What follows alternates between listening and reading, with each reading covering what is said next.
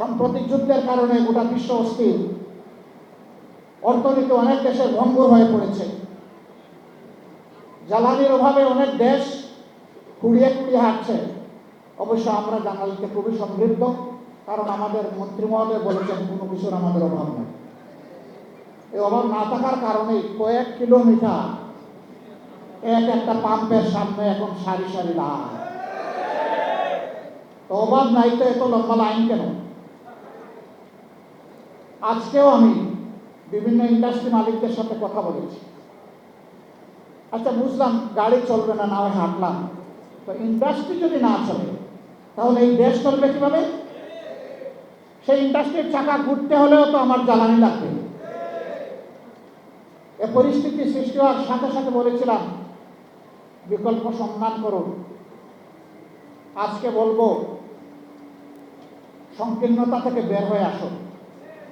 এটা সরকারের একার সমস্যা নয়, এটি 18 কোটি মানুষের সমস্যা।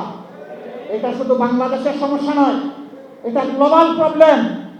এই ধরনের জাতীয় সমস্যায় খোলা মনে সবাইকে নিয়ে বসে আমরা প্রস্তুত সব দিক থেকে সহযোগিতা করব যতটুকু সম্ভব। আজকেও কয়েকটা দেশের প্রতিনিধিদের সাথে কথা বলেছি যে তারা এই পরিস্থিতিতে আমাদেরকে কি সহযোগিতা করতে পারে। তারা বলেছে আমরা সাধ্যমতো বন্ধু দেশকে সহযোগিতা করার জন্য প্রস্তুত আছি। আমরা যদি এই সরকারের ব্যর্থতা চাইতাম তাহলে আমরা রাস্তায় এখন নেমে আগুন জ্বালানো শুরু করতাম। আমরা তো সরকারের সফলতা চাই, কিন্তু সরকারই যদি উল্টা পথে হাঁটে আমাদের তো করার কিছু নেই। সরকারকে সঠিক পথে হাঁটতে হবে। মানুষের আকাঙ্ক্ষাকে সম্মান করুন।